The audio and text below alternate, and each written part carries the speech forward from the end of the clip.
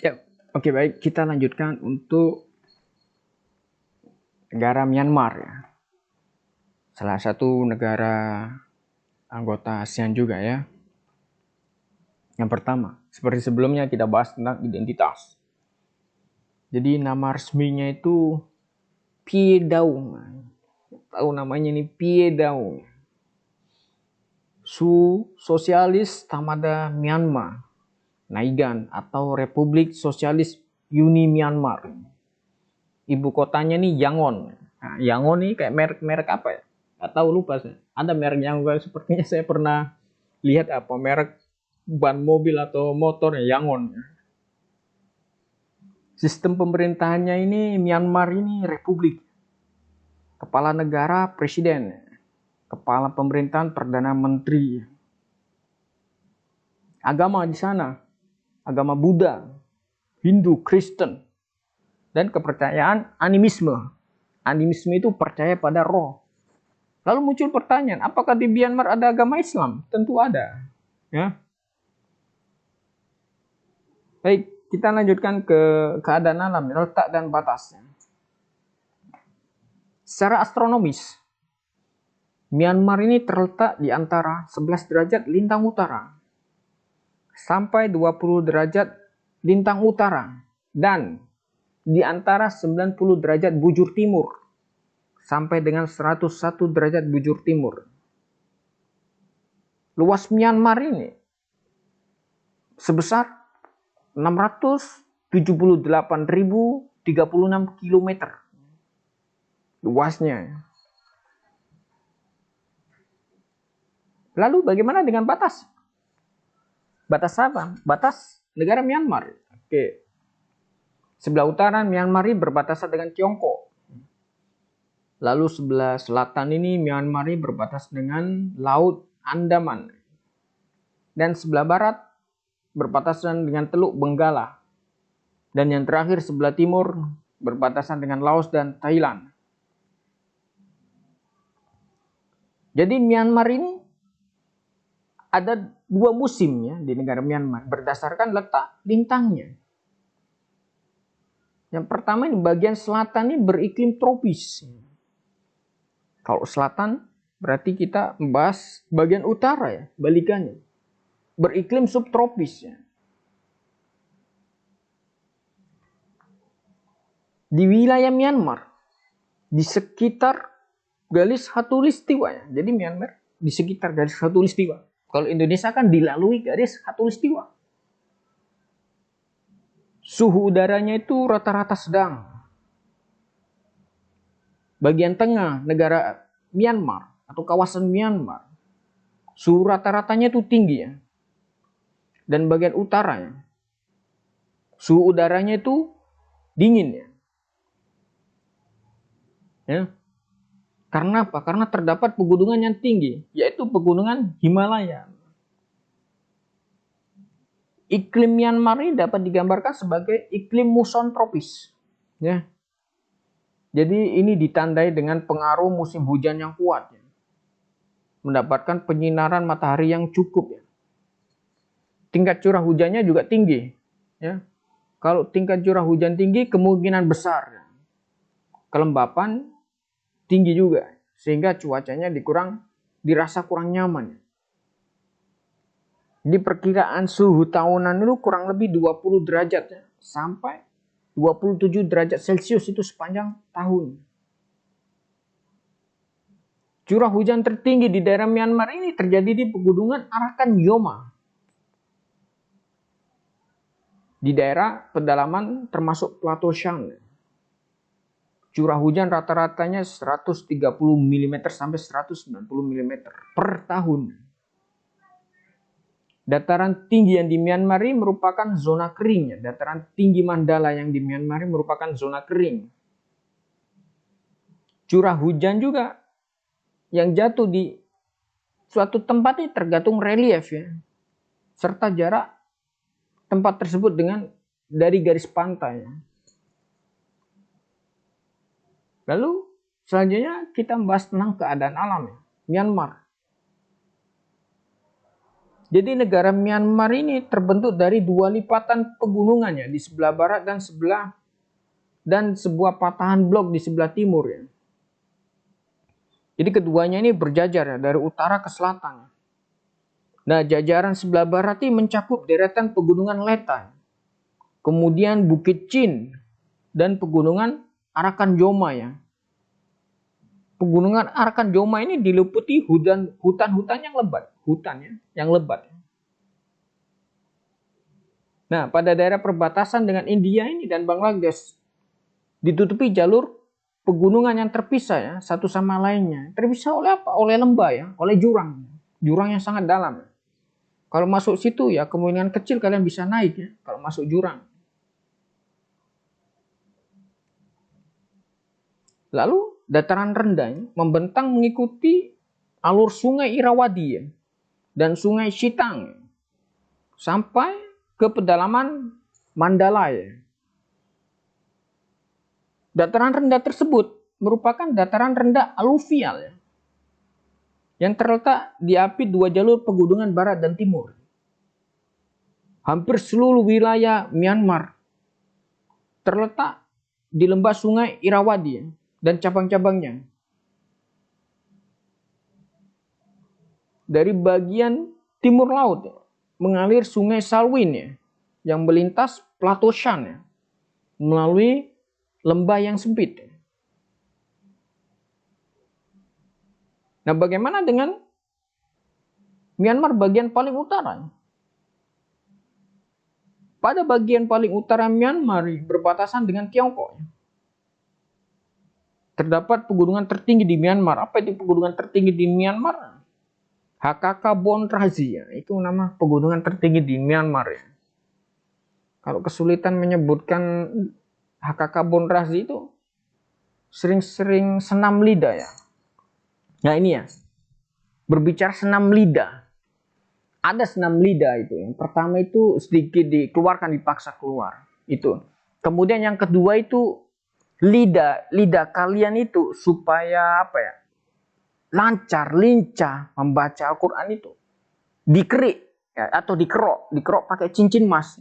Percaya atau tidak, lidah dikerok dengan cincin emas itu akan membuat seseorang menjadi fasih. Percaya atau tidak, silakan dibuktikan ya. Karena saya mengalami sendiri. Dulu pada saat SD saya itu susah membaca ro, R itu susah, short itu susah, T itu susah. Tapi orang tua saya menggunakan cincin emasnya itu untuk dikerok lidah saya setiap hari Jumat. Itu silakan dibuktikan. Karena apa? Kita ini dianjurkan ya untuk bisa menjadi fasih. Karena kalian di pesantren. Jangan sampai kalian ini lulus dari pesantren tidak ada bedanya dengan orang-orang yang tidak dari pesantren. Itu kacau. Biaya pesantren di IMIM begitu besar. Tapi kalian lulus dari IMIM tidak ada bedanya. Minimal kalian lancar membaca Al-Quran, fasih membaca Al-Quran. Nilai sekolah umumnya bagus. Itu yang pertama ya. Minimal. Ada nilai tambah pembeda antara anak yang di pesantren dan anak yang tidak di pesantren ya. Baik, kita lanjutkan tentang negara Myanmar. Yang selanjutnya, tentang penduduk. Berapa jumlah penduduk negara Myanmar? Kurang lebih 52,1 juta ya. Pada tahun 2015 ya. Pertumbuhannya itu juga minus ya. Minus atau negatif 0,1 per tahun. Dalam bidang pendidikan, Myanmar juga menghadapi masalah yang sama dengan negara-negara berkembang lainnya. Apa itu masalahnya? Tingkat pendidikan yang umum itu masih rendah. Jadi penduduk Myanmar terdiri dari beberapa kelompok etnis. Etnis Burma mencapai 72% dari jumlah keseluruhan penduduk Myanmar. Nah, berbicara etnis, ada muncul satu pertanyaannya. Kenapa Islam ini mudah berkembang di dunia, dimanapun? Yang pertama, di dalam Islam tidak mengenal kasta atau etnis itu ya. Kalau terjadi pengenalan kasta atau etnis itu susah untuk berkembang. Ya. Berbeda dengan agama lainnya. Ada kasta ini, etnis ini. Itu akan susah ya. Jadi dalam Islam semua level apapun sama.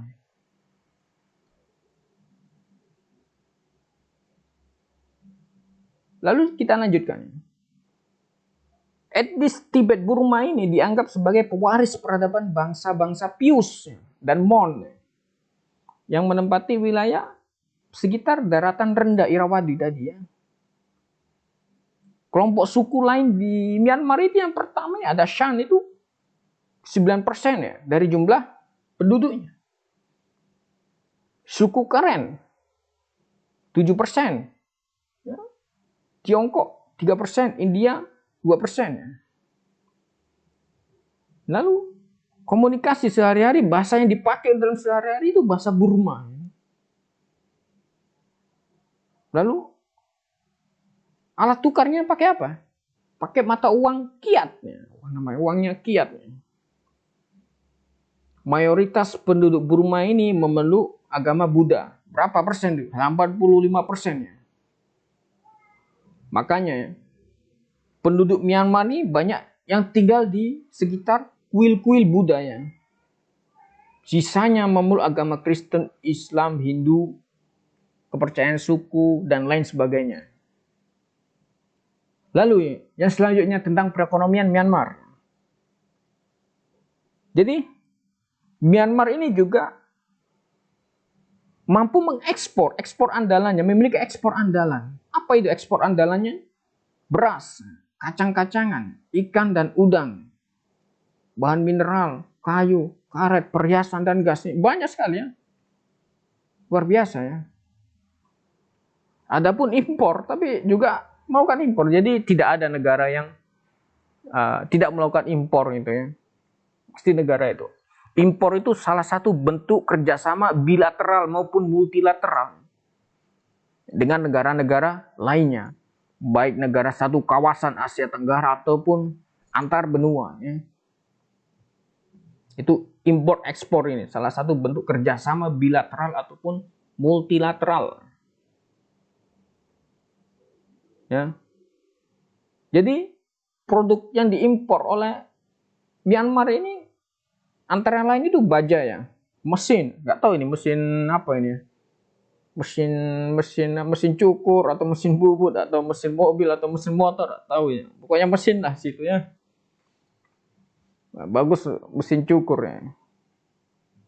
Dan suku cadang kendaraan bermotor ya, berarti mesin suku cadang kendaraan bermotor maupun mobil ini ya, bukan mesin cukur rambut ya. Kemudian semen, lalu minyak mentah, kemudian bahan baku kimia dan pupuk. Bahan baku kimia biasanya digunakan juga sebagai obat-obatan juga apa? Pupuk juga bahan baku kimia ya. Jadi aktivitas ekonomi yang penting di sana itu pertanian. Kira-kira 60% dari jumlah penduduk pertanian ini bermata pencahariannya sebagai petani. Industri-industri yang muncul ini kebanyakan didirikan dengan basis sektor pertanian. Ya. Lalu bidang-bidang yang dikembangkan seperti pertambangan itu bidang yang mulai dikembangkan. Peningkatan hasil industri pertanian atau peternakan itu baru mulai dikembangkan. Jadi semua segala kegiatan industri yang berskala besar itu dikendalikan oleh pemerintah. Ya. Lalu selanjutnya sumber daya alam. Hampir sama dengan Indonesia ya. Sumber daya alam utama Myanmar ini berasal dari pertanian salah satunya. Indonesia juga salah satunya pertanian. Perkebunan, perikanan, serta tambang. Nah, di sini hampir di setiap wilayah Myanmar lahan-lahannya dimanfaatkan untuk pertanian. Kegiatan pertanian ini dimulai dari tebang bakar ya dengan cara buka hutan. Wah, ini salah satu apa ya? Penyalahgunaan hutan ya. Hutan ini dialihfungsikan ya. Ditebang, dibakar ya. Dilakukan pertanian ya. Ya, tidak apa-apalah ya. Karena tiap daerah, tiap negara itu beda-beda. Ada negara yang apa ya, menjunjung tinggi penghijauan, jaga hutan baik-baik. Ada negara yang tebang habis hutan, dibakar, ya, hutannya dicukur. Ya. Ya, kemudian kegiatan pertanian, selanjutnya ini pertanian tak ada hujannya. Sampai diversifikasi pertaniannya. Beras di sana yang merupakan komoditas utama. Beras ini komoditas. Kalau sudah diolah menjadi apa ya? Diolah pokoknya dimasak menjadi nasi, menjadi bubur atau menjadi kue itu ya. Jadi berasnya masih salah satu komoditas, coklat komoditas. Kemudian disusul teh ya, yang menghampar di Plateau Shan ya. Kemudian tembakau ya, di bagian utara. Ya. Kemudian tebu. Tebu tahu tebu kan ya? Ya manis itu ya, batangnya manis ya. Dan sayur-sayurannya. Hasil perikanan yang paling banyak diusahakan di daerah Myanmar ini berada pada bagian pantai baratnya. Di mana? Di kota Manhin dan Hattawadi ya, terdapat pusat penelitian perikanannya. Sedangkan di Mergui ya, didirikan sekolah perikanannya.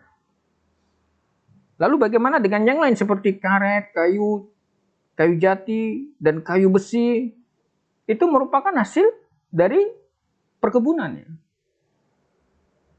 Di dalam pengelolaan perkebunan ini, para pemilik perkebunan di Myanmar itu biasanya memanfaatkan gajah ya, sebagai tenaga bantuan untuk mengangkut hasil kayunya menuju tepian sungai ya. Hampir mirip kayak Thailandnya ya. Jadi hasil pertambangan di Myanmar ini antara lain minyak bumi ya, di daerah Chau dan Penangyung. Gas alam di daerah Chau, Tima di pertambangan tenaser gitu. Serta jenis-jenis mineral atau barang tambang lainnya.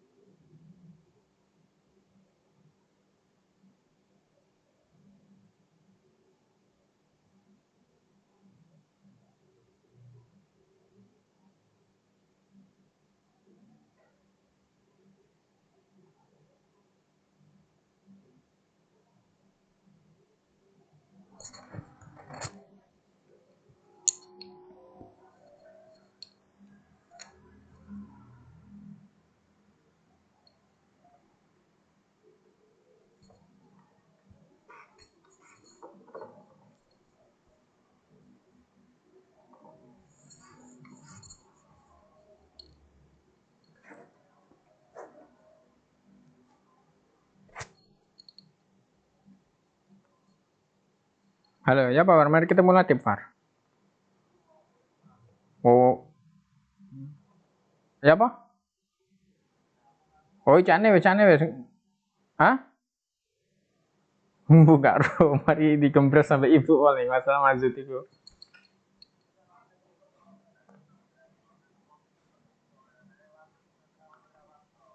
Mari tak kenal wingi.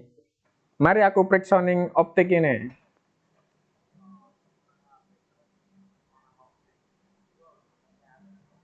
Tapi wingi aku tak periksa ning kene.